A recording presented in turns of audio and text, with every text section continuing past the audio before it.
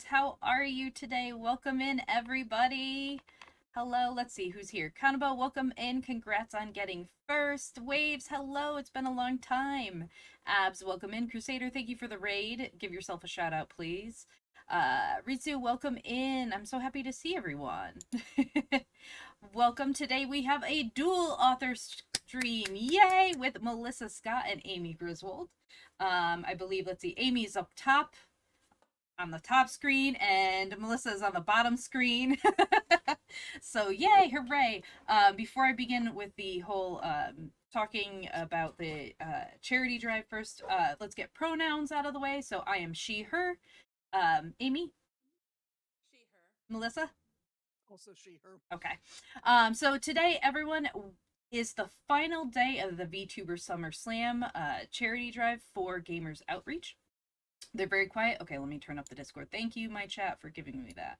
Okay, I turned them up.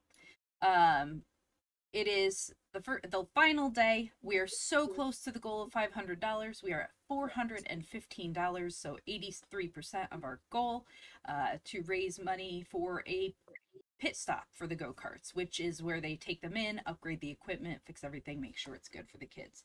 So one more thing about it for anyone who does not know, Gamers Outreach is a program that provides gaming equipment to children in hospitals. Their goal is to build a world where activity is easily prioritized as part of care, and it very well should be.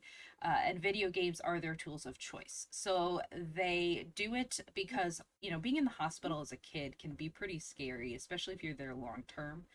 This gives them something to take their mind off that and to do. It's important to give kids a chance to be themselves. Video games are things they play at home, and why not bring that to the hospital with them as well to bring some normality into their lives or normalcy. So they want to make play possible for hospitalized kids and families receiving care. They are currently in 90% of hospitals that are focused on pediatrics in the US. There are over 1,500 active go-karts, which is what they call, it's the Gamers Outreach cart. They're in 390 healthcare facilities over the US and abroad. They're in like 9 different countries right now, but they're hoping to expand that. And they service almost 11,000 kids daily with these carts. So our goal is $500, which funds the go-kart pit stop by providing a gear upgrade to an older existing go-kart. So hopefully we can hit that goal today. You can make me eat crickets and worms, and my lovely authors are aware that that is a possibility during stream. And yes, I have the camera still set up over on this side to show you the lovely cricket and worm. So I do it for the kids. It's for the kids. I have to keep telling myself, never in my life did I think I'd be eating insects willingly. But all right, if you have any questions throughout, please feel free to ask them. Yes, abs for the children. Okay, so first let's get started. So and I'll kind of bounce back and forth, or you can both answer at the same time or together, not the same time. That would chat over. What made you want to be an author? I've never not written, so I can't actually answer that. I am told that I was writing stories or claiming to write stories when I was 2. So I've got no good answer for that one. It is a thing that I do. I tell stories. Okay. it's true. Amy? Uh, Pretty much the same thing here. I wrote for fun long before I had any idea about writing professionally. It's just, I like to make up stories. I like to play with words. It's just something that is a lot of fun for me. It is, yeah. Still quiet? I turned it up. I was peeking before. Okay. Let's see. What what's the first thing you recall writing, like when you were younger that you did? I mean, I know like I found a book when my grandparents, passed. I found a little book that I wrote about a cat. And it was just like a little construction paper stapled together, and I can't believe they still had it. And it was just I'm like, wow, that was pretty good for a little kid actually, but The first piece of my writing that my parents preserved was my attempt to get out of writing thank you notes as a very small child. I was apparently sat down and told that I must write thank you notes, and that if I couldn't think of how to start, I could start with thank you for the such and such. At which point I began dictating a rather sarcastic thank you for the such and such. I enjoyed it very much. Poem in response. And they kept it. I don't know if those thank you notes ever got written, but I did have fun writing about my refusal to write thank you notes, which probably tells you something about me as a person as well I as about love writing. it. The first thing that I remember was in 1st grade, I had read, Born Free. I was an early reader and decided that that was what I wanted to write a story about that because living with lions in Africa sounded like a heck of a lot more fun than living in Arkansas. Um, and I wrote a story and illustrated it. And my 1st grade teacher was so I'm not sure whether she was impressed or appalled, but she sent me to 2 other classes to read it out loud to them. And Oh. being a small, obnoxious child, I found the attention appealing. And so apparently that seems to be where it all started. Oh, that reminds me when I was in first grade, I went to a Catholic school, so that was lovely. Um, but the first grade teacher on the board had a list of thank you DT for that. I'll redeem that in a moment. Let's test it out. Oh my god. Had a list on the right hand side of the board every day of things that we had to get through. And it was like, math, religion class, English, stuff like that. And at the very end, if you finished everything, it was creative writing. And she had folders and folders of like pictures she had taken from magazines, and you would pick one out and write a story based on that. And I would rush through my work every day just to get to that last thing. And the days where I couldn't, I was devastated because I was like, I want to write the story. I would find these like pictures and just grab them. I remember that. That's a memory that I haven't had in a while. And DT redeeming an ara, so I apologize for this, but ara. Ritzy says the first book that I read on my own actually was the manga of The Legend of Zelda, but as Natsuki would say, manga is literature. Yes, I agree. Manga is literature. Manga and graphic novels are reading. I will never disagree with that. Um, so when did you start writing or first publish your works or start trying to publish? I sold my first book, the summer after I graduated from college. It's the book I was sort of playing around with all through my college years, and, um, it's one of those things where a lot of pieces fell into place. Mm. Um, my then partner's sister knew an agent who read the manuscript and took it on, and he was able to sell it to, Bain Books. I think, I we tried a couple of other people before that, but Bain ended up taking it, Yeah. and that was that's where I got started. I really hadn't thought much about publication because I'd been so busy trying to survive academia, really. that's truth. Amy? I had published a couple of short stories, but I actually published my first novel in a way that I usually don't volunteer because this is not how you get to write tie-in novels. It was how I got to write a tie-in novel. It was in 2011. The Stargate Atlantis series had gone off the air. Everybody who loved the series was sad. I was sad. Melissa was sad. My Hmm. partner Joe, who writes as Joe Graham, was sad. And Joe had written some tie-ins for the Stargate series. And so we got to talking and we pitched the idea to the Stargate tie-in publisher. What if we wrote a virtual next season that continued the story of Stargate Atlantis Oh. in a 6-book series? It was ambitious. And we thought that it would never get greenlit by MGM, who had to approve it. And in fact, they said yes. And so we wrote 6 books of the post series history of Stargate Atlantis, and it was incredibly fun. Wow. And I got to write those and then went on to, publish more books and more Stargate tie ins and other things. I don't tell the story because typically to write a tie in, you have to publish something else first Yeah. and establish a track record. But in this case, because I was writing with Melissa and Joe, I think Sally, our publisher, knew that they would make me finish my part of the manuscript. Yeah. And so they were a little less scared. Well, and the other piece of that is that no right holder ever, ever lets you play with the property in this way. They never let you go beyond what was actually Right. aired. And for some reason, they greenlit it, and I could not believe it. We ran with it as hard as we could. Oh, No, yeah. that's awesome. DT wants to know if these are still published because he's demanding the link. Yes, Yes, there's, absolutely. Oh, excellent. Okay, so uh, we'll find it for you, DT. He's like, oh no, more books to read. Give it to me now.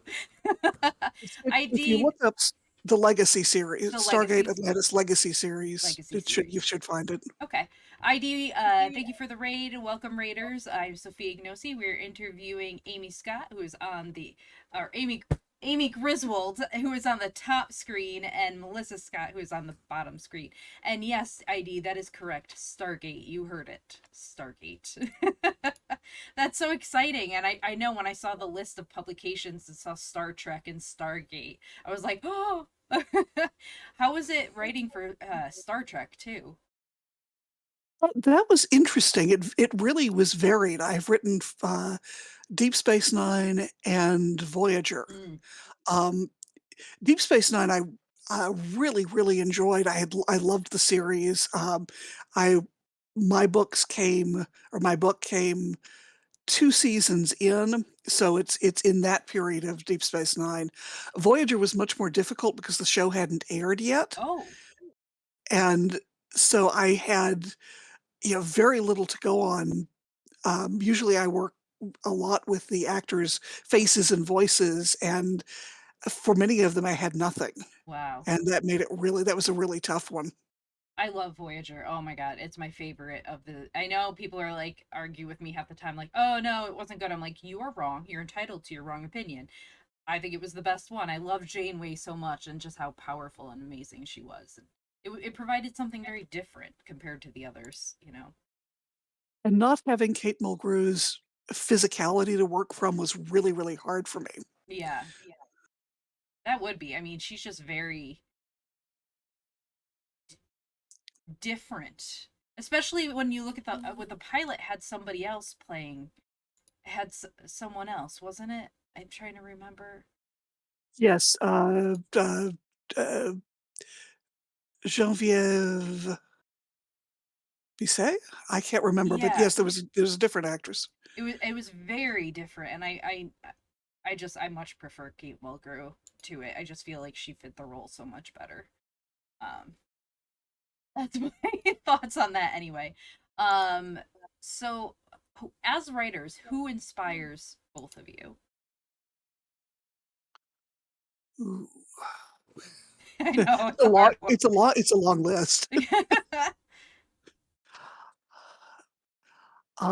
Science fiction writers alright.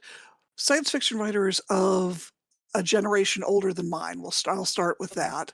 Um, Samuel R. Delany, Oh yes. um, who you either I feel you either love his work or you hate it, Yeah. and I feel that way about half of his books I absolutely adore, and half of them I have never been able to finish, Yeah. and but what he does with language and his unflinching gayness Mm, is just amazing, and there's nothing else really like it in science fiction. yeah. Um, James Tiptree remains a massive influence for me. Um, Arthur C. Clarke, Yeah. um, Ursula Le Guin, there's the range. Yeah. Contemporary writers, I'm very, very fond of Martha Wells' work. Oh yes. Um, Her latest book is so good. Witch King, highly recommended. Wonderful book. And ask me tomorrow, and I will give you 7 different Oh names. yeah. Amy? Well, I think for since we're going to be talking about Death by Silver, I also want to mention the mystery side, right? Mm. So, you know, obviously, Agatha Christie, the Oh. master of the classic puzzle mystery, and some of her descendants.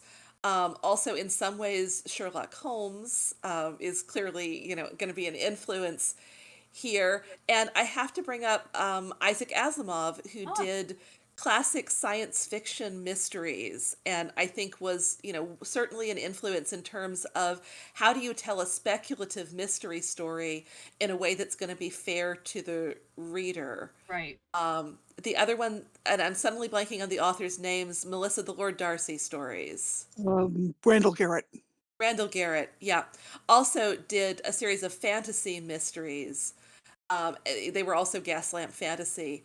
And again, it's the question of how do you build your world so that then when you create a puzzle in it, the reader is not sitting there saying, well, it's science fiction or fantasy, anything Right. might happen. Yeah. It's going to feel fair. Yeah.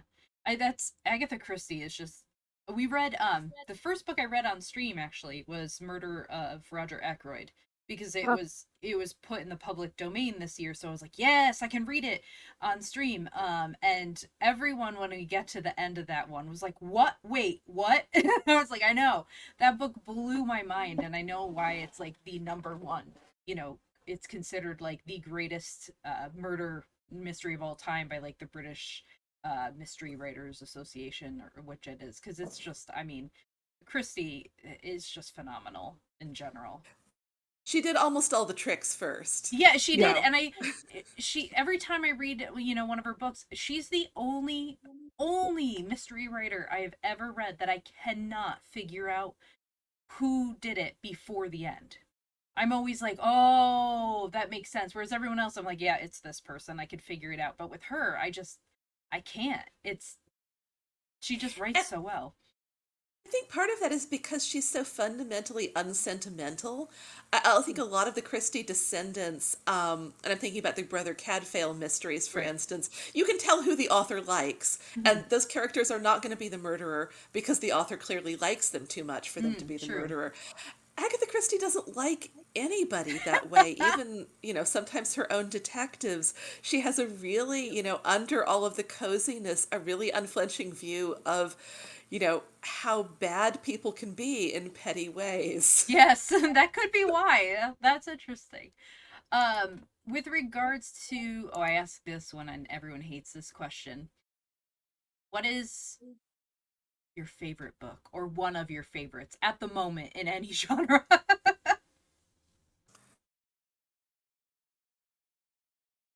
Oh, gosh.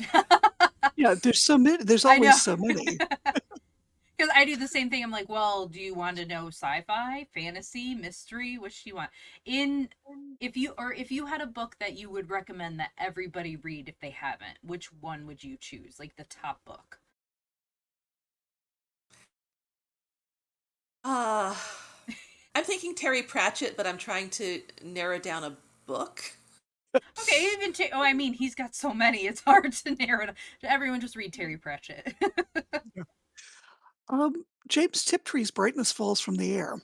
Hmm, It's a very odd book in some ways, but it is a book about memory and guilt and redemption hmm, in ways that I can't talk about without it being really spoilery. yeah. Um, but Tiptree did some really deep and dark things in that novel that are well worth confronting. Okay. Zen says Carpe Jugulum was one of my favorites from Discord. Yeah, I particularly like Reaper Man, and the Guards series, but with that, you really need to read the whole thing. Yeah, Just yeah. go read all the Guards books. That's what's hard when there's series that are so long. I know for me, one of the books that I mean, I've had some people go, "Oh my god, I know that book." It's Aristoi by Walter John Williams. Mm. I every time I find a used copy of that book, I buy it because I'm so afraid of mine falling apart. I remember reading it, I think when I was 16, I found it at like back on the East Coast, there's Ocean State Job Lot, which is like, you know, you not used, but like discount stuff. And they had it in a book bin for like 50 cents. And I was camping and I'm like, you know what? I need something to read. Ah, that's interesting.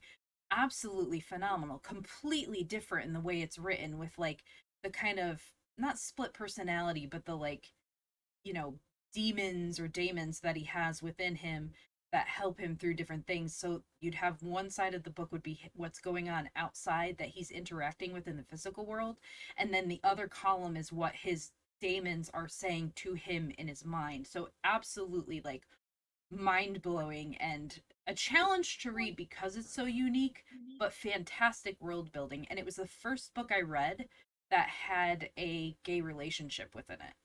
And I was like, what is this? And not only that, but the it had it's, you know, sci-fi, very futuristic, and it had male pregnancy in it, which was like, what? To me, so new, and just I fell in love with the genre because of that book. Um yeah, Oh, so actually, I can think of. oh, Oop, oh go ahead. there we go. I was going to say, I can think of one that is not necessarily as popular that I really love and Yeah. recommend, which is John Brunner's book, The Crucible of Time. Hmm. It's put together out of a number of linked short stories. It's about sort of slug like aliens and their struggle to eventually escape from their world, which is doomed by passing through a part of space that is going to be obliterated by meteors. Oh. And it's a really interesting example of how to world build about an alien species that is not humanoid at all, but that remains really sympathetic. Oh, okay. Yeah, That's interesting. because they're giant slugs and they reproduce completely differently, and they're what they can and can't do physically is completely differently, and the way the roads that their science have gone down is largely biological sciences, sort of breeding and eventually genetically engineering other animals to do the things they need. They don't use ships; they ride on the backs of giant Oh. creatures that they've bred to do that. And so it's a really interesting look at how do you then weave a story about creatures very different from us while still making them sympathetic and understandable to the reader. That's It fascinating. the book that I pick up every time I find it in used paperback, mostly because I either give them away or my friends steal them, Hal Clement's Mission of Gravity, Oh. which is another one about, um, essentially a human space probe has landed on a part of a heavy gravity planet that humans cannot survive. Oh. So one of them has to a human representative has to talk a local into going and fetching it for them.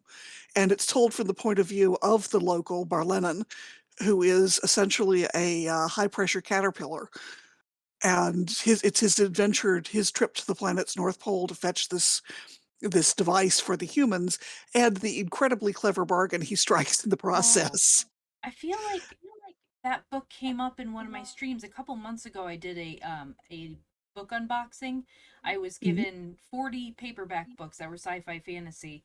I had no idea what was in the box, and Hal Clements came up, and I feel like that book was one that I didn't get it. But I think I got other books by that author, and some of my viewers, Matsu, if you're here, correct me if I'm wrong, but I think you were one of them, and Mecca was saying like, "Oh my gosh, that's an amazing author, like completely fantastic." So I'll have to I think that book came up because that title sounds familiar.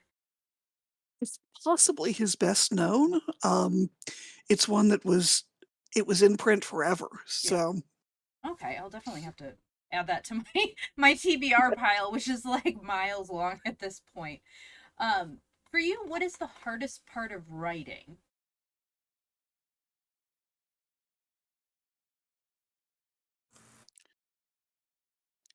editing. Editing. I I mean, I would say specifically the part where you get the edit letter Oh, and then you read everything that the editor has to say and you sit there for a while with your soul crushed before you like actually get into the work and, yeah, wade in. I don't mind doing it so much yeah. once, it's processed and sunk in. Um, I think my least favorite part is sort of transitional stitching together Mm, bits where, you don't want to belabor things that just go between interesting parts because if it's not interesting to you, it's not going to be interesting to the right, reader and you should cut it. But you can't cut everything and everything can't be right. something that you're, longing to write and you have to have that scene where character A explains the thing to character B and sometimes those get bogged down and you're like, I don't in Stargate, when we were writing those, it was I don't want to write another briefing room scene in which the Yes. characters sit down in the briefing room and somebody explains what they're going to do next. And we really had to have some of those. It was the Yeah. rhythm of the show. The show had to write them. I bet the writers didn't like writing them then because there's no payoff. It's all set up. And I like payoff better than setup, but you Yeah. got to have the setup first. I wonder how the actors felt about those scenes too, if they liked them or not. If the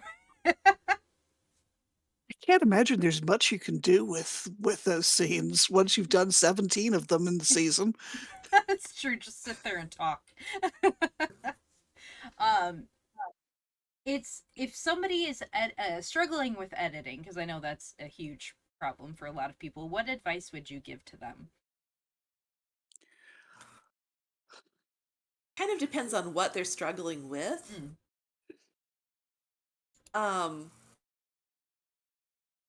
I mean, if you're trying to edit your own work and you just have no idea where to start, I would say put it down, walk away, go do something else, write something else, read books, have experiences, come back to it. It's hard to edit right after you finish writing something yeah.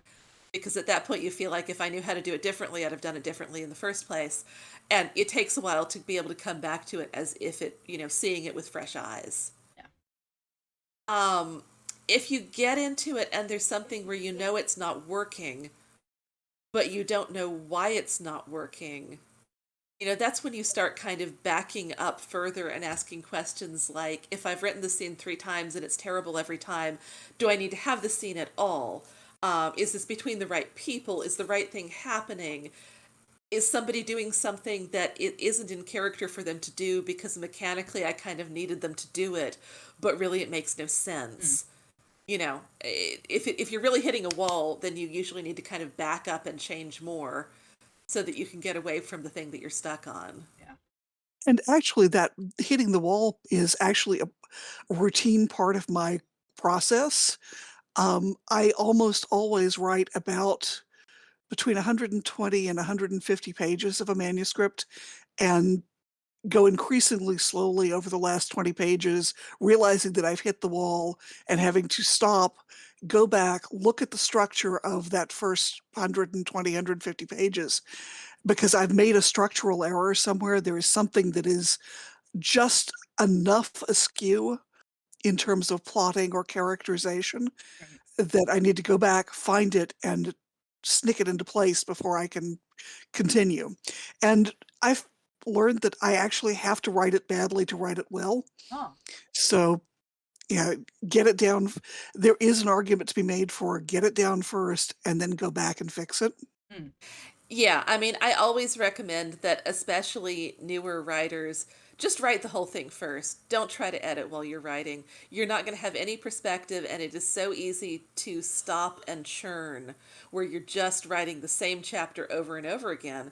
And if you'd kept writing chapters, you'd have a book by now. And instead, you have the same chapter again. yeah. So, forward momentum is really important. Mm. Matsu says he's fallen into that trap before. Matsu, were you the one that mentioned Hal Clements, or was that Mecca during that stream? I can't remember. Um, so let's talk about oh yes, it was Matsu. Do you have a particular place that you like to write? I have an office. I have I all I whenever I can, I have my little cave that is full of books and my computer and can be closed off from the world, and I can write. You can see the books in the background Yep. behind me. That is, you're looking at my shelves of Napoleonica and 1930s research. Ooh, Um, so, yeah, I have space that this is my cozy space, yes. and I will defend it to the death. I love that. I'm looking forward to soon having an office after we move. Right now, I have a corner of the living room, but I have my desk set up, and I have my bulletin board that has pictures stuck to it and little notes to myself stuck to it because I really like having physical notes Ah, up to myself rather than just trying to do all of that on the computer. that makes So sense. this is my little niche Yeah. here. So does that mean you're a pantser or a plotter? I would call myself a hybrid. Okay.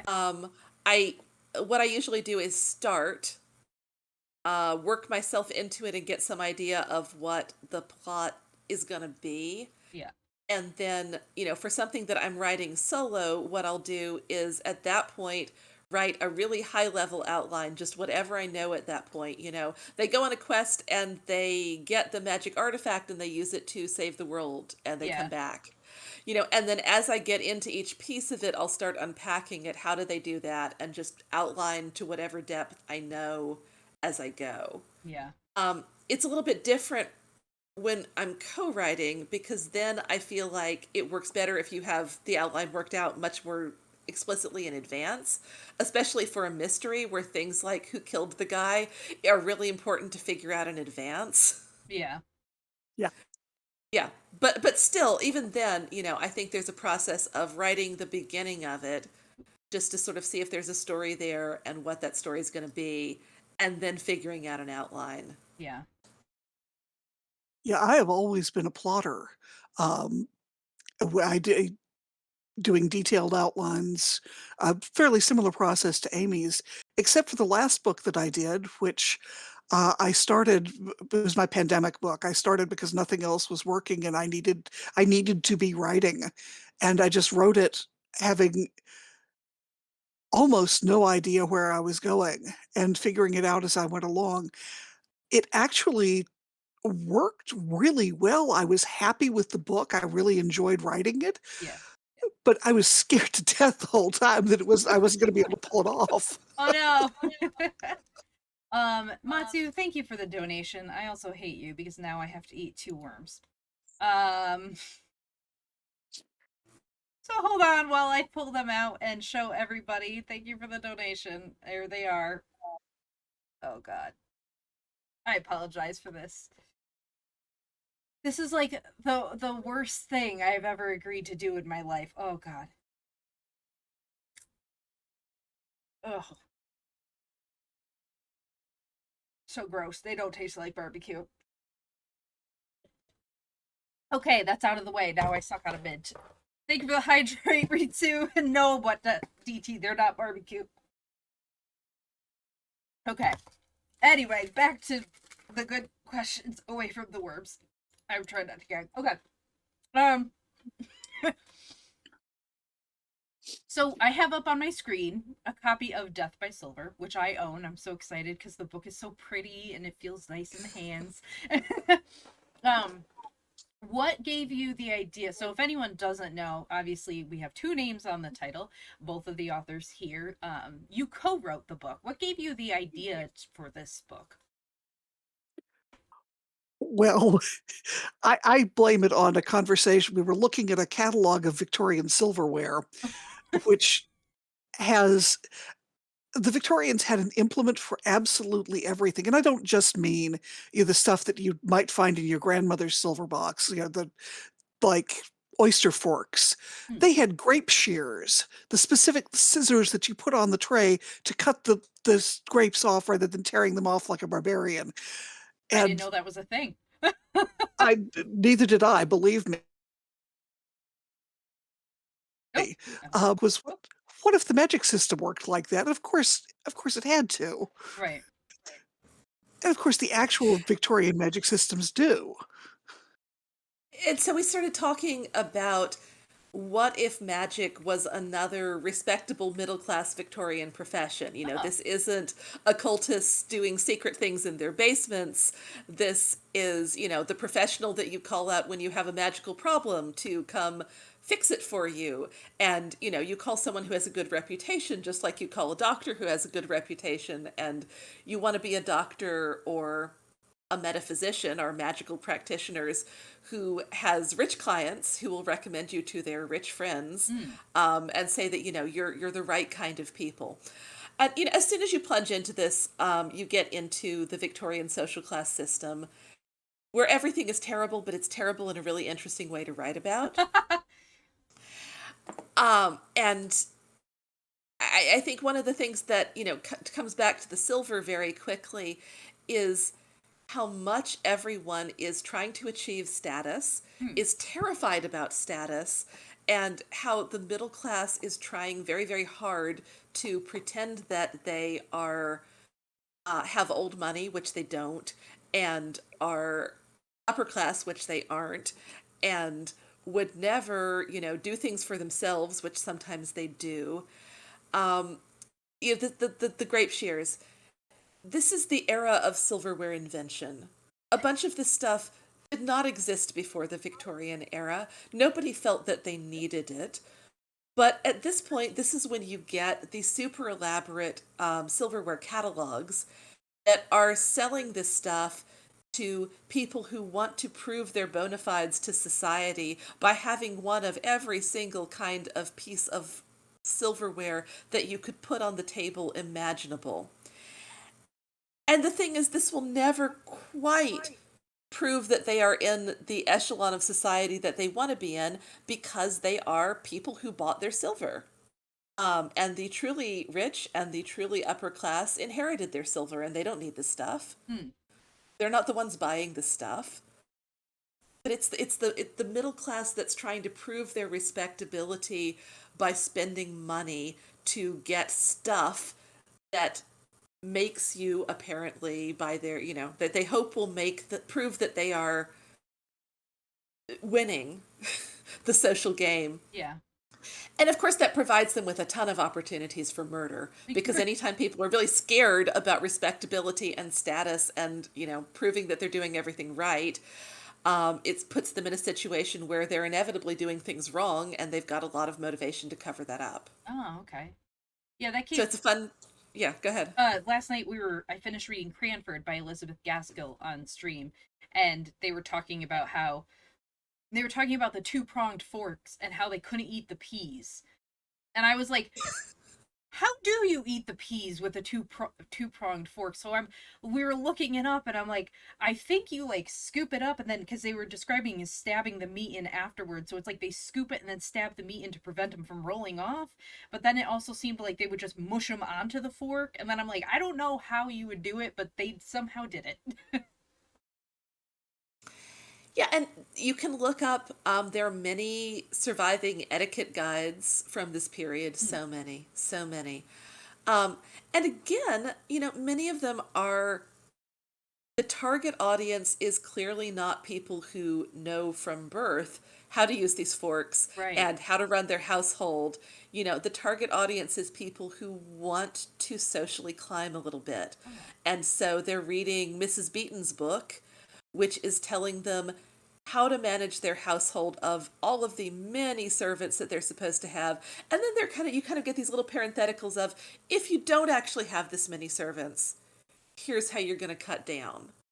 You know, if you're Interesting. not actually entertaining on the scale, here's what you might actually do. And, you know, I compare it to like Martha Stewart, right? Yeah. The people who read Martha Stewart Living are not mostly people who have Martha Stewart money. Right. They're people who kind of want to live like they did by buying some stuff. I never thought of it that way. I never thought about the etiquette guides as, I never thought of it as like a social climbing, possibility for people like who are suddenly into new one. I just figured everyone would use it. But you're right, if you're born into that, you don't really you would learn that from your family or from maybe like a governess or a tutor or something, not from a book itself. And and you would be, I think, often less concerned with following the rules exactly. Mm, I know you've read Discworld, right? That's yeah. Sybil, right? Is the example of this. Lady Sybil, who she was born to money, and so she and her friends like slouch around in old clothes and don't show off. They don't have to. Yeah. Everybody knows that they are, old and respectable and have gobs of money, and they don't have to prove anything. Mm, Versus people who are trying very hard to prove things. yeah. Yeah, Oh, it's kind of like Great Gatsby, the nouveau riche versus old money. very much so. And you see a lot with, particularly in England, you see a lot of a weird solidarity between the real noble classes and the lower orders, both of whom live what the middle classes stigmatized as deeply immoral lives a great deal of the time. Yeah, they're yeah, the working classes often don't marry, the noble classes marry but have affairs, and everyone knows that Lord so and so's third child isn't actually his. But we'll all just pretend, and so on and so forth. And so there are weird connections and things that go against the official rules Hmm. that that are actually widely practiced, and it's a fascinating contrast. Hmm. Yeah, Um, it's a period where there's a ton of difference between what people are supposed to do and what they actually do, and it's really interesting territory to explore. that Yeah. is. So speaking of exploring it, so yeah, we talked about how you connected about the book, but what is the writing process like when you're working with another author? Because that to me, I mean, I tried it before, but I'm like, you're not doing what I want you to do with the character. Like, we never got into a rhythm of it and just abandoned the project. We tend to do alternating point of view, and Yeah. so what we would do is, we did sit down and write an outline, Okay. and then we would talk through the next chapter or so, what the next scenes were going to be. So, I think we need, from Ned's point of view, to cover doing this and this and this. And then we would hand pieces back and forth and edit them as we needed to. For some of the, conversations or interactions between Ned and Julian, between the characters, we would usually sit down and, in much more detail figure out, okay, what are they going to say in this conversation? What are they going to reveal? What are they going to not say? Um, Yeah, because that was so crucial to the Yeah. characterizations. What yeah. got said to whom when. Yeah, I would think that especially the dialogue aspect, do you write that together or when you're writing from one point of view, that person just takes over? The person who's writing it just writes the dialogue. I mean, sometimes we'll like sit down and talk through the dialogue out loud and just kind of be like, okay, they would say this and this and this and this, and kind of just have the conversation from the character's point of view, so that we can kind of get an idea of what is this supposed to feel like. What are some Okay. things that definitely need to get said? Okay. And what Yeah, are the things that would never be said directly, which is right. just as important. Yeah. Yeah, that's I'm like, Julian would never actually say that out loud, and he'd rather die. yeah. So do you each when do you decide which character you want to write, like, or is that something like, all right, I'm gonna write this person or you write this person better, or and you are you sticking with the same perspective for each of the books, because I know the sequel's coming. Yeah, we each had a character for this, and we're sticking with the same Yeah. character. It's a little bit easier in something like this where it's two points of view, and it has a strong romance subplot. When we were doing the Stargate books together, Hmm. we did have a lot of, okay, somebody has to write this person. Who's going to write this person? Yeah. What's it? Is it easier to write for like the big franchise like Stargate, or your own world where you've created everything? Because I know some people like the structure of, okay, this is the world I'm being given and go with it. I think different. Different Yeah. things are easy and hard. When you're Yeah. creating your own world, you have to do all the world building. you have to make it make sense to the reader. They're not coming in knowing anything that you can, play on. You can't play on past history or do, quick references to things that happened. On the other hand, no one is telling you what to do. Right. Yeah. Um, when you're doing a tie-in, there's a lot that's already established that you can play with. Plus, you go in knowing that if someone's reading this book, they probably care about the characters. You don't have to as much make them care about the Ah, characters. They already do. But you have to, get your outline approved and get everything in it approved, And you which can cannot sometimes be tricky. Yeah, you can't vary that outline, whereas in your own writing, if you realize that you have a much better solution and a much better way to tell the story, you can just go with that. hmm. Whereas if MGM hasn't approved it, you can't do it. Have you ever had an instance where you had the outline and were writing it and realized that there was a part that would not work and needed to be changed for like the tie-in projects? Oh, oh yeah, and Oh, if yeah. it's tiny, we could fix it. But other times we did have to go back through our editor and say, look, it has to be this way. The thing we said wouldn't work. Please run that by the MGM person and get her approval for it.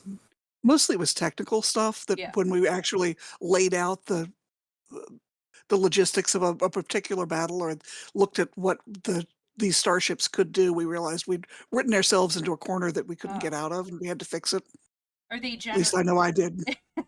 were they generally receptive to the changes, or was there ever any like pushback against them? They were pretty receptive to the Yeah. changes. There were some things we wanted to do that we got pushback about, but they were pretty flexible if it was stuff like, I know that I said that Colonel Caldwell was going to be here with the other starship, but I just realized that would require it to go very, very, very, very fast in a way that it can't do on the show. So we're going to have to do something else. Oh, Yeah. okay. They were fine with us fixing that kind of thing. Okay, that's good. That's good to know because I can't even imagine. It's like, no, you wrote this, you have to put it, and it's like, oh, now I have to go through some hoops to try to figure out how this is going to actually happen. um, what advice would you give to someone who wants to write with another person, like they're looking to co-write a book? Well, let's get the ugly advice over with first.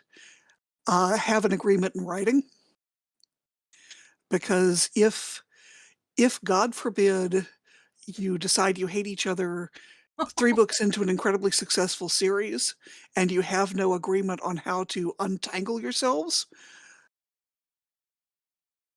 this has happened to people and it's ugly and bad, and Yeah. it has been the end of some good series. You Oh. need to basically say what you're agreeing to work on, what who, if anyone, has final say on the whole series or on different parts of the whole series and so on. Um, and what happens if one of you drops dead and your heirs hate each other, which is Oh. all which is also a thing that you have to consider. Wow. Um, Especially in a series that if something lasts a long time, you are going to run into that. And, God forbid, but a writer friend of mine did in fact drop dead in the middle of a series on which I had worked, and we had fortunately had an agreement that I had opted used the agreement to opt out of the series, but it means that it can't be completed now because there are no notes. Oh, wow. I There's never even nothing. thought of that. And Matsu's these Yeah, this unfortunately, that's the ugly bit, the ugly logistical part that you really should think about first if you're serious about publishing. yeah.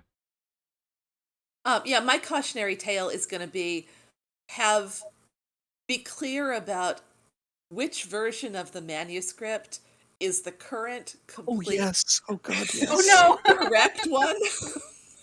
Have one file that says this is the updated current version of the manuscript, and know which file that is, because the most like Oh. ridiculous, stressful, unnecessary work that I think and you were in this too, Melissa, Yep. I think ever did was the point at which it was time to deliver the final version of the manuscript or to make some change to the final version of the manuscript. And it became clear that there were like 3 different files, each of which we thought were the final version, and they Oh were different from each no. other. And trying to reconcile those things. And it was not anything, like, oh, it just has this extra scene. It was terrible, like little line edits that had been made to one Oh, version, and then they hadn't been made to another version, but different edits had been made to that version. oh God, that's a Yeah. nightmare. Don't do that. Don't have that. Have one file and know which file it is.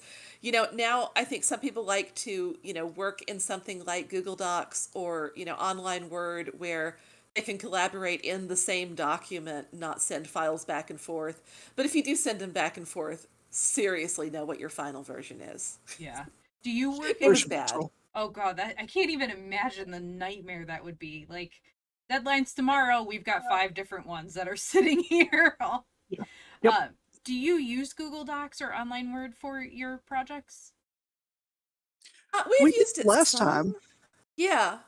Yeah, the only thing that I found was that at the time it was kind of mangling some formatting, and I Mm. think that may be partly because I'm on PC and Melissa is on Mac, and somehow going back and forth between my desktop Word and online Word and her Mac Word was just doing some weird things to the formatting. They Yeah. may have fixed that now, Yeah. it's possible. They haven't. I've experienced it in other contexts. Oh well, we can dream. I always say that this is the technology today is so much like the Star Trek future that we were told to expect as children if everything worked kinda. Yeah. Like we're doing this wonderful video call, with people can participate all over the world, and yet we all spend a lot of time in video calls that don't quite work Yeah. where somebody's talking like this, And nobody on Star Trek told us to expect all of the many, many, many technical problems. Yeah. And yet Zen. it's wonderful that, we can do this. Yeah. Zen says, "Ah, yes, the final for reals, final complete final version the version 2 conundrum." I think we got to final, Yes. final, final once. Yes. I That have one. final version 2.0 for real, like with my master's degree.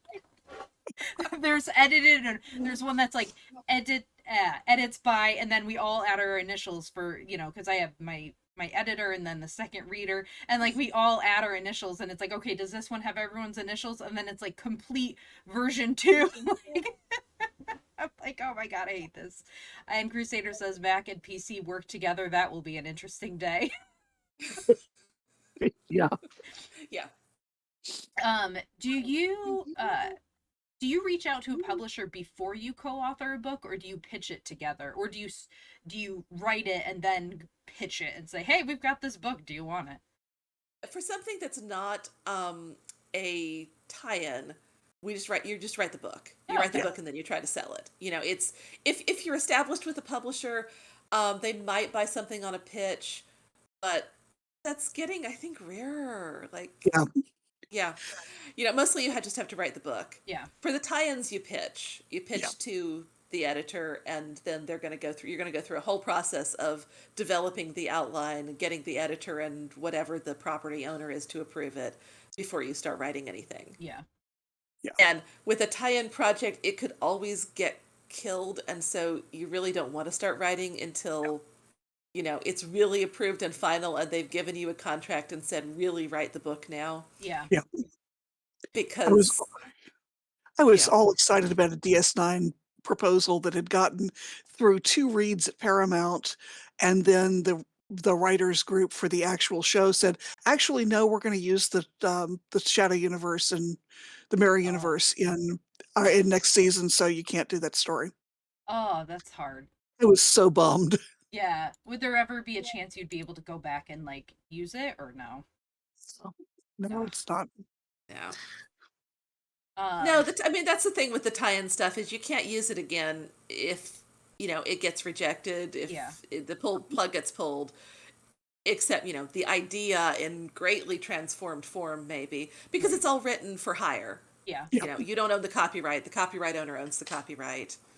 Yep. Okay. So, Death by Silver, is this its first publication with Queen of Swords Press, or was it published before? It was published previously by another gay press called Lethe, Mhm. back in what, 2012, was it? I 2011? think so. I think so. I don't And remember which off the top of my head. I don't either. Um, but uh, Lethe has been winding down as its founder and publisher has gotten older, and Mm. yeah, uh, so we were very pleased to be able to reissue it through Queen of Swords. How did that come up, being able to reissue it? Is that something that um, Catherine reached out to you about, or is it something you sought out the press for? I think we went to Catherine with this one. We basically what you do is you ask for the rights to revert, um, and there is usually some uh, statement in your contract that explains under what circumstances you can ask for your book back. Mm. Lack of sales, or um, the publisher hasn't published the manuscript within Oh, 12 months of Yeah. receiving it. There's just a list of things. And And in in this this, case, it was just a time limit, right? That we yeah, could ask for the rights back after a certain amount of time if we wanted to. yeah, okay. yeah. That's And I knew Catherine and knew Queen of Swords, and they were doing some really nice work, great. and wanted to be with a gay press for this. And she was she took it, which makes me very happy. Nice. Rokas, thank you for the donation of $25. It's time to eat a cricket. This one's not bad though, so I'm not gonna have an issue with it. Yay, we're at $460. These are the lovely crickets. And they smell and taste like beef bouillon cubes. I don't know if you've ever had one of those. Hello, Alexa the cat. Welcome for the first time chat. There they are. And okay, not bad. um, Now I saw that this book won a Lambda Award. Yes. What Um, was that like? Extremely cool, actually. Not to put too fine a point on it. The Lambda Literary Awards have been around since, gosh, the certainly the 1980s, if not Mm. before. They're run by the Lambda Literary Foundation, and they offer awards for LGBTQIA plus writing in a wide range of field, including science fiction and fantasy. And uh, it's really nice to be recognized by the community, and that was really very satisfying. Did it win when it was published under Lethe, or is it one Yes, it now? I wanted to leave him. Would it be Uh, possible to win it two times? no, no, they don't let you have reprints. Damn, that would be cool. Um, There's one weird exception in the rule. I think that if it's was published outside of the US in a print run smaller than a certain number, I think, then oh, it can be eligible in a second edition.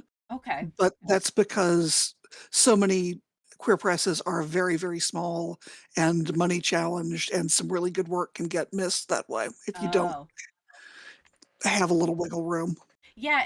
It's so unfortunate because like I know I've talked about this in other streams, but I know for a while like Kensington was a huge publisher of like gay fiction and such. And then they stopped publishing those books for quite a long time. And I think they've slowly picked up like one or two. But like then you had just smaller presses that don't have the reach of like the big five, or is it down to four now? I'm not sure. Um, but it's so hard to find them too, and especially in stores. Like so many of the books, Yeah. the big stores like Barnes and Noble may not necessarily carry them completely in stock because it's they're I don't know, they're worried or whatever. um A lot of smaller presses don't have the the cash flow or the risk tolerance, because they're smaller, to do returnable sales. yeah. The way the major publishers do this, the publisher ships the books to the bookstore sells the books they can, then they rip the covers off the remainder of the books and report them as returns, and they get their money back for Yeah. those books. Yeah. This is not obviously sustainable for a small press. They can't, pay to send people books that don't get sold, get the covers torn off of them and thrown in recycling, Yeah. or smuggled home by bookstore employees. That never Right. happens, but Yeah. So, that's one big barrier to small press books being in brick and mortar bookstores, is that, it's taking a big economic risk unless it's a bookstore that's willing to order things and pay for them outright. Right. I remember when I worked at Borders back when it was open and it was time to do returns, and it was always the mass markets that you ripped the cover off of. But oh my god, the first time I had to do it, I'm like, this is physically painful. I can't do this. I'm like, I don't understand why we don't just keep it until it sells. Like that was just Yeah. torture. Yeah.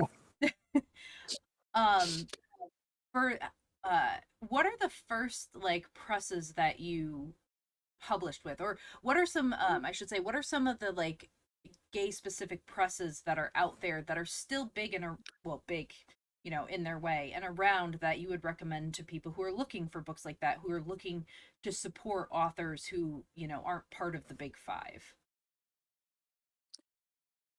Ah. If you're s The difficulty is that with science fiction and fantasy, it's often not a specific gay press, but a science fiction house that is very open Mm. to queer writing. Tachyon is Tachyon actually, are they specifically gay, or are they just real friendly? I think they're just real friendly.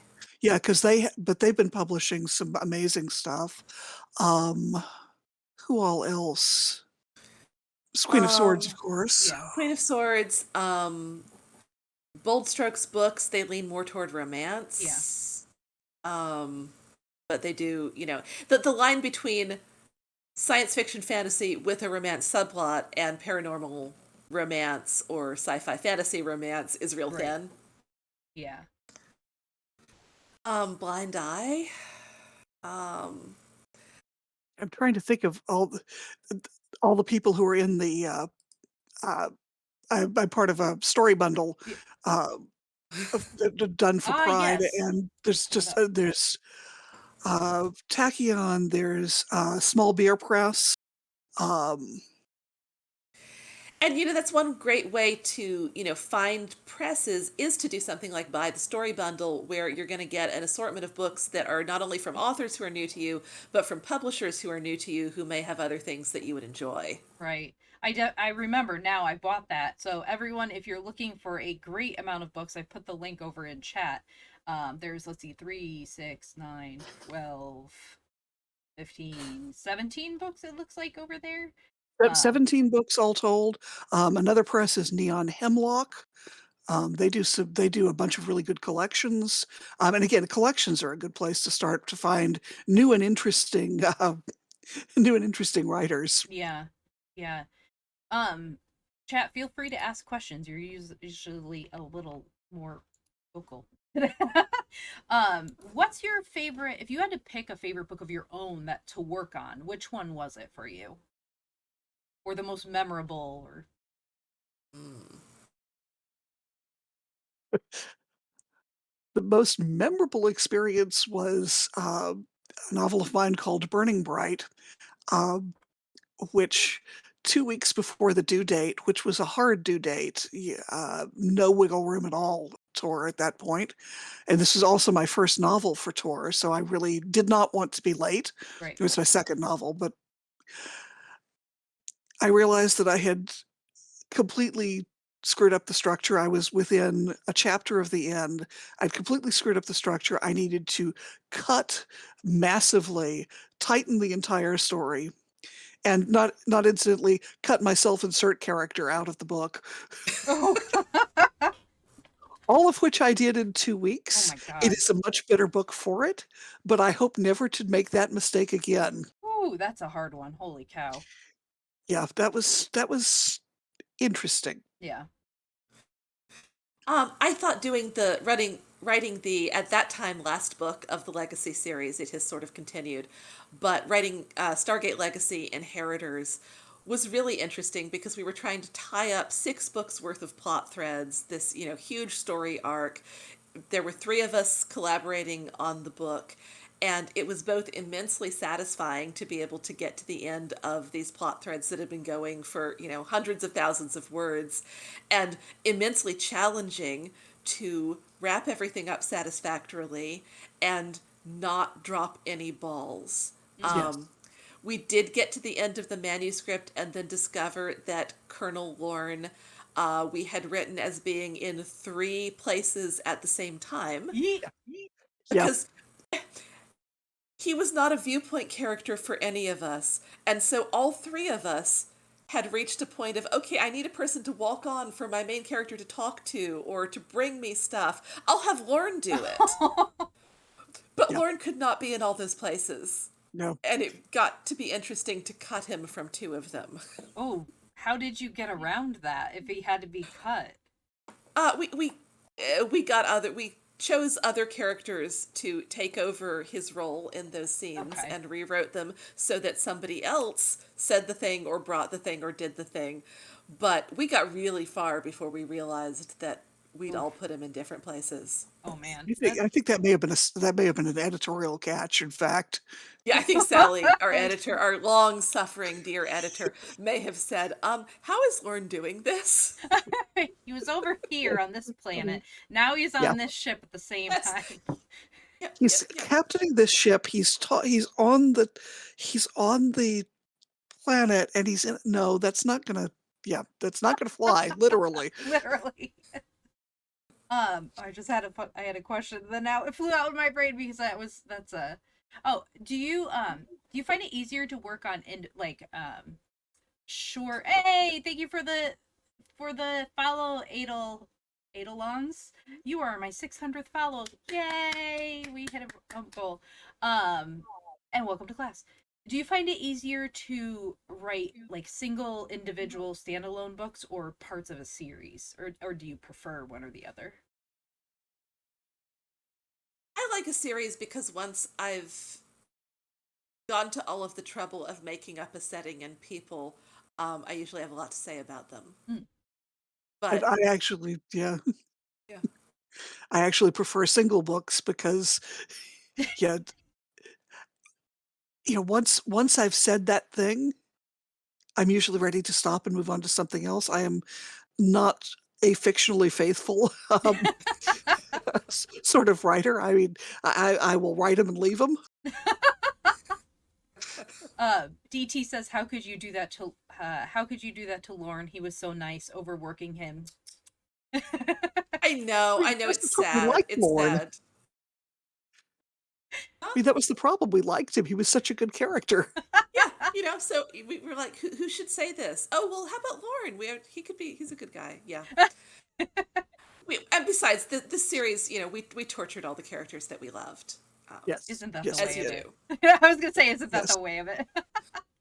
How many books do you typically write per year? Do you plan out to write multiples, like independent but then together, or? It really varies by what has been going on, and it's hard to say that about a past few years that include COVID and a bunch of things happening. I would say, Melissa, like it seems like you write a couple of books a year usually. Usually I write 1.5 to 2. Oh, okay. That seems about right for me. It's a little bit harder for me to measure also because in the last few years I've been working on some narrative games for Choice of Games. Mm. These are like choose your own adventure, Oh. interactive novels. But they tend to run long, so we're talking 200,000 plus words. Wow. Yeah. So, I may write half of one of those in a year where rather than 100,000 word book. Yeah. Yeah. Edelon says we show we love our characters by giving them proper character development by traumatizing them a little. Yeah, pretty much. Yep. Yeah. And they also said interactive novels, question mark.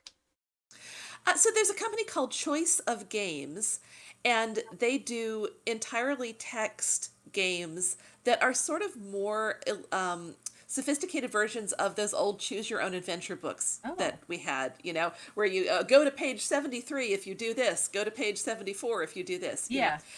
But instead of doing that, what they're using is variables to track, things that happen to you. Maybe you're getting friendly with a certain character, maybe you're getting better at a certain skill, maybe you did something that made someone angry, so then there are going to be consequences for that later. They're using variables to track that Oh, so that then when you get later in the story, the text is going to be varied and the events are going to be varied based on what the choices that you made earlier. oh. So it's a really interesting structure. They tend to, um, a single playthrough tends to be kind of a novella length story, I Hmm. would say, 30 to 50,000 words. But in order to get to that, you're writing 150, 200,000 words because Yeah. so much of it is going to vary based on what the player has done so already. I didn't even think of that. Like, you would have to have extra because not every part is going to be reached. Yeah, and because, if you're maybe you have multiple romance options.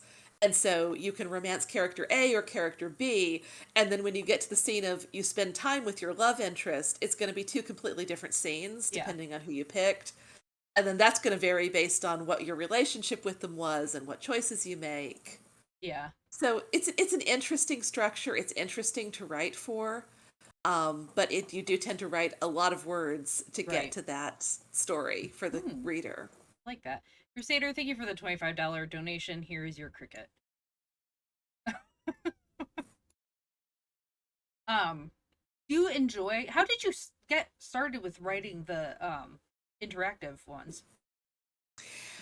They had advertised that they were looking for writers who, Hmm. were experienced writers of fiction, and then they were going to work with them to teach them choice script, which Oh. is the coding language, scripting language that the games are written in. And I Oh. thought that that sounded interesting.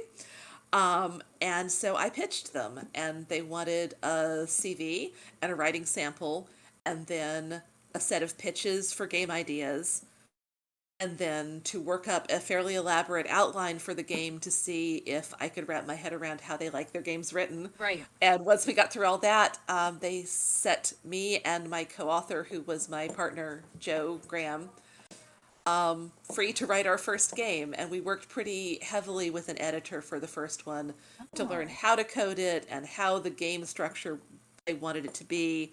At this point, my editor kind of lets me run a little bit more and just, sends me feedback after every few chapters. Right. I There's less of me having to be, okay, I need them to be able to do this. How on earth do I code that? I was gonna I'm say, not doing so that anymore. they show you how to do the coding. That's really interesting. It is a steep learning curve, and you kind of need to be comfortable with using the wiki a lot and reading, explainers for yourself, and then also with just kind of getting in there and trying things and seeing what happens or whether it works. Right. But if you are, it's a really rewarding process. I've really enjoyed working on the games. Yeah. I just saw that. I wonder if they'll allow me to play one on stream. Hmm. Oh, I'm sure. They've had streamers Oh, do their they games have? before. Yeah, Oh, cool. absolutely. I'm gonna add that to my list then, because that's pretty awesome. What do you guys think? Should I do that in chat? I'm always looking for something new to play. Hooray! Um, I have to say I have played the games and enjoyed them enormously. They're really the best of them are incredibly engaging. yeah. Okay, and my chat is saying yes, yes, oh yes, no brainer. So I guess I know what I'm doing next. Get a little break from a horror game that I've been streaming and screaming at and mauling at every 5 minutes. um, that's really interesting. I don't know if you had any deadlines today and if we needed to wrap things up or anything, but Not No, imminently if you no, have more questions. yeah, okay. Eventually I'll need to drop off, but not Yeah. yet. Just a few more. Yeah, DT says horror, haha. No, to me it's horror. There it's to them it's not, but to me it's absolutely terrifying. Um is there Did I ask the question? Is there any particular favorite book that you had that you worked on? I think you did. I did. I was gonna say, I'm like, wait a Yeah. minute. I think my brain forgot that one. Um, how did you choose the genres that you write in? Oh, no, the other question I had, when you have romantic elements in the stories and you're co-authoring a book with someone, how do you go about that? Is it Like, I ever think you have to, awkward or weird? I think you have to be working with someone where you're comfortable, talking about what the characters feel, what the characters' issues are. Yeah, You know, uh, we've certainly talked more explicitly about stuff that goes on with the characters than is, I think, on the Hmm. page. yeah, Just to figure out, where you're like, okay, what is their hang up? What is it that they actually want to happen here? If they were not repressed Victorian men, yes. who don't know how to talk about either feelings or sex, what would they say here about honestly what they're thinking and feeling and wanting? Yeah. And then we write the version on the page where they are really bad with feelings and words and struggling to communicate. I think that's a Yes. yeah, that's important to know what they want to say, but what they're not going to say, because I feel like that builds a better character. Because you have that, it's not just like, well, they can't say it. Well, what are they not saying? That's interesting. I never thought of that. One of the problems with my primary character, Julian Lyons, is that there are things that he will never say out loud that are actually crucial and important and that Ned desperately needs to know Cool. if they're going to have a relationship. And yeah, complications, it is complicated. What are your favorite types of scenes to write? Ooh. I like emotional payoff scenes. I like the Yeah, point at which, you finally get to have things out in the open and characters have a fight or fall in love or tell each other secrets or, everything goes, all the emotional stuff that's been simmering goes off with a bang. That's always fun. yeah. Also, the the big physical climaxes are fun. The big, yeah, this is, you know, we're at the end, everything is coming together. Yeah, how are they going to pull it off? How are they going to make this happen? Um, I particularly loved the chase through the fog not in this book, but in, Death at the Dionysus Club.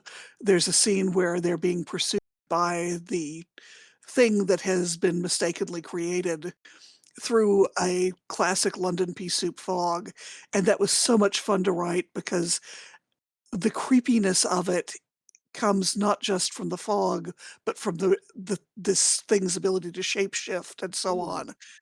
And that was just it was I really enjoyed writing that. That was a lot of fun. I guess the other thing that's really fun is getting to, especially with a historical, is scenes where you can get into some of the particular, like, quirky weirdness of the period, and maybe play with it and make it magical quirky weirdness. But there's so many little bits of history that are fun to play with and to get to make relevant for the reader. You have to resist the temptation to shove in everything you have learned in your research. I But can when you imagine can take that. those things and you can build a fun scene on it to show it to the reader in a way that makes sense to the plot, that's always really fun. Yeah. I know I've had that issue before where I'm like, I know all these things, I'm gonna dump it right here. And then it's like, and then I look back, I'm like, my God, that's cringe. I'm just showing off that I learned all those, like, tiny little things that no one's gonna care about. So you've written, obviously, the kind of gaslamp fantasy, historical, but also science fiction. Which is there one you prefer? Is it just nice to go from one to the other, or in general? I like going from one to the other. I like being able to do both. You tell different kinds of stories that way. Mm, I mean, science fiction specifically asks for technical connections, a technical thing happening, and I mean, that's part of the contract you're building with the reader. right, You're writing science fiction, you agree to do, uh, something with science. right. Fantasy is asking different questions and telling different kinds of stories, and, I enjoy both. Hmm. Yeah, and then mysteries are fun. It's Yeah. mysteries are puzzle boxes, but they're also, I think, stories, very often stories about the kind of secrets that people keep, especially in a particular society, and what they're willing to do to not have those secrets Yeah. revealed. Huh. It's fun. Is there a genre that either of you would never write in? I can't do horror because if it's going to be scary to the reader, then it's creepy for me to write and it's just going to upset me too much. It's either not scary, in which case I feel like I'm not doing the thing, or it's something that I don't want to think about and so I don't want to spend a year writing it. Oh, So I okay. don't really do horror. That's fair. I am actually bad at romance. I can do a romance subplot, but not I am romance as the focus of a story, I seem to be really terrible at. Um, so it's I'm much more interested in, uh, relationships that have already happened or have been in existence for a while, Hmm. which I think is why, Death by Silver worked for me, was that there had been the previous this is coming back to something that they had had in school, and that made it much easier for me to build that story. Hmm. I can do romance, in fanfic where the main plot has already happened and Yeah. then I'm telling a story about people getting together. My problem with trying to write romance in original, fiction is that I get distracted and they start doing a bunch of other stuff and then the other stuff takes over the story and now this isn't a romance with a plot. Now they're spending all their time doing the plot and the romance is on the back burner. Um, Yes. I can only pull it off when the main plot has already happened in a different story and I'm just telling the romance that goes with it. Oh, thank you for the hydrate, Echo, and welcome in. So fan fiction. I mean, obviously, you've written Stargate, Star Trek. Would you consider those to be a kind of fan fiction? I mean, they're obviously related because they're derivative works, but they're very different kinds of endeavors. With a tie-in, you're Yeah. doing something semi-official. Yeah. It is at least getting the blessing of the creators right now. You know, you know that, like, if you write something in a book and eventually they want to do something with it on the show or in a movie, they're going to rewrite your history just Right. like that. Yeah. But still, for the moment, it's semi-canonical, and so there are strictures on what you can write. Hmm. But at the same time, it's going to reach probably a wider audience, Right. and it does have that kind of tighter connection to it's adding a piece of what's true or what might be true about these characters, and that's really cool. In fanfic, you can do whatever, and it doesn't have to follow rules or make sense necessarily or be deathless literature. It's just for fun. Right. And I like writing sometimes just for fun. Yeah. Tie-ins are a different kind of pleasure where you get to build something really carefully and then kind of add a little piece to the real story, Right. Yeah. which is neat in a different way. Melissa. Yeah, I agree with all of that. Yeah, I mean, one of the things that made my 16-year-old self happiest was I got to do a Star Wars story, Star Wars Rebels story, Yeah. and, that just made my day. I remember seeing the very first movie for the very first time and thinking, "Okay, this is it. This is where science fiction is gonna be for me forever," which, yeah, no, but it's a strong influence, Hmm. and having something that is, for the moment, canon just still makes me really happy and proud. I have also done some fanfic that I enjoyed enormously and Yeah. love, but it's a totally different thing. It was me working out what I thought about someone else's work at the most fundamental level, I guess that's what it was, and doing that in fiction is much more fun than doing as a critic. Yeah. I I've always told my students, and I always will. I'm like, fanfic is a valid form of writing. Obviously, you can't publish it unless you have permission. But if you're just starting with writing, you're taking characters and worlds that have already been built and you're creating stories and situations in your voice and getting your foot in writing and not having to necessarily create everything. And then once you get comfortable with the writing, then you can branch off and start, you know, making your own characters or throwing characters of your own into, you know, these worlds as like secondary characters or whatever. So I mean, that's always something I've said to my students. Some, you know, English teachers argue with me, but I mean, yeah, it I is what it is. I think it's a lot like musicians playing, playing covers of other people's Ah, songs. It's a way to learn your chops. yeah. You know, you know, if you play other people's music, you learn to make the chord changes better and faster, and to copy the solo teaches you how a solo is structured. I mean, this is in many ways fan fiction serves as that's the only equivalent to that kind of Oh, writing that's right true. now. And it's useful practice.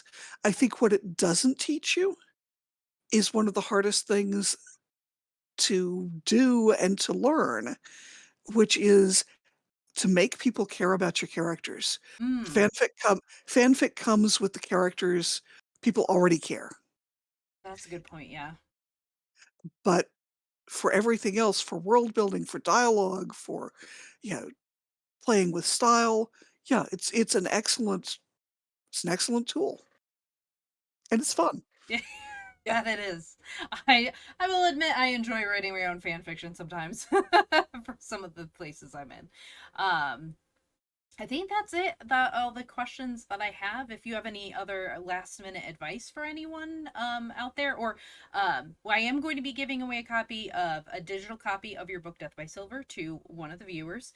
So I'll let them know, you know, who's afterwards who is. I still have to reach out to other people. Aiko, I see you for your copy of Silver Moon. But yes, Death by Silver is going to be that copy. I'm super excited about that. But any last minute advice or anything Tad? I think you ask all the questions, I know. actually. I It's tried really to be good. thorough. It's really good. All right. I have one more. So I have told. Oh, Crusader, thank you for another cricket. Thank you for the $25 donation. We are now over our goal at $510. And actually, I was just about to hit the button, and there's the cricket, and I was eating it like that.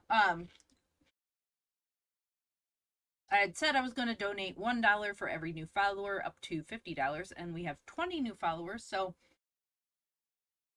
on top of the 25 that I was going to give, I already did 5. We have another $40 added in. Let me hit the right button so that'll pop in.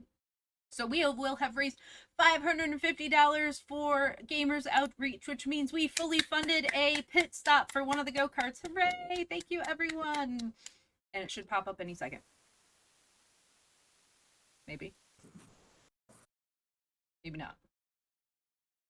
Thought it would. It's being slow. Anyway. Oh, there it is! Yay! Okay.